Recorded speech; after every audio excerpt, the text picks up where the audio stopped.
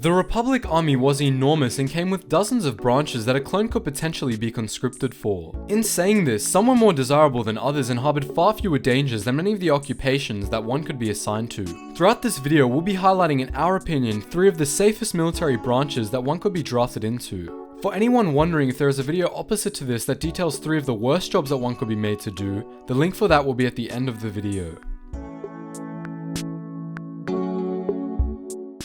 Clone engineer specialists were usually stationed on Republic star cruisers and were primarily commissioned to repair starfighters, preparing them for the next battle. This job, although one could deem it dangerous to a certain extent, was nothing compared to other military branches. Star cruisers always came accompanied with a degree of risk. However, if one did end up coming under fire, the engineers would have ample time to escape, as 9 times out of 10 the Separatists targeted the bridge over anything else.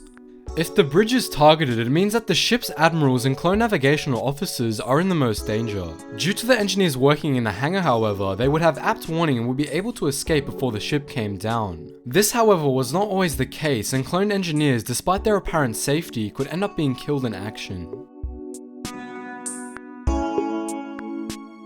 At number 2, we have the military branch that operates under the Legion everybody loves to hate, myself included. The branch in question being Republic Riot troopers, and the Legion of course being the Coruscant Guard. To give you some perspective on how easy the job was, Riot troopers were barely trained how to fight in the same way 99% of other clones were, and were given specialized training in how to fight in a non-lethal way. In addition to this, Riot troopers weren't even expected to delve into the lower levels of Coruscant, with that gritty job being left to the underground police. A Riot Guard's only real expectation was to keep the peace on the civil upper levels of Coruscant, and in saying this, I am inclined to believe they took little to no casualties, therefore rendering them one of the safest branches within the Republic military.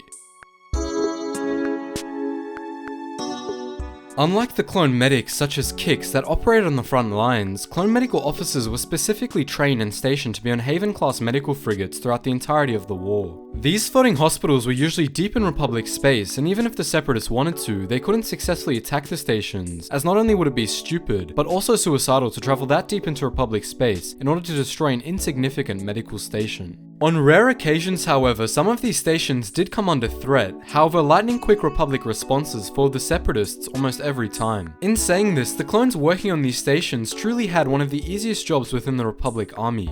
They were guaranteed with comfortable living quarters every day, had plenty of rations, and could observe and learn from the Camino and doctors themselves. As always, thanks for watching. For this video, I want you all to leave a comment on what Republic military branch you'd best suit. If you were a clone, would you care about the lethality of your role? Anyways, don't forget to check out all the links in the description, and I'll see you in the next video.